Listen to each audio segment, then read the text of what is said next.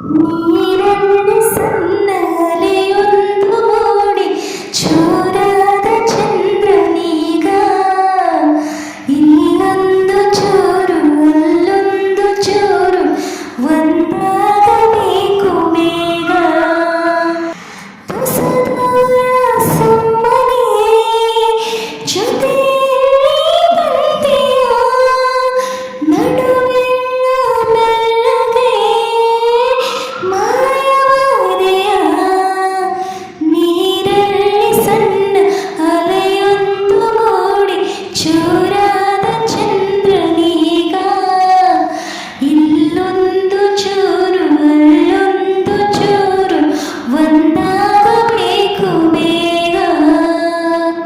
ಹೀಗೆ ನಿಮಗೆ ಸಾಂಗ್ ಹೇಳ್ತಾ ಇರ್ತೀನಿ.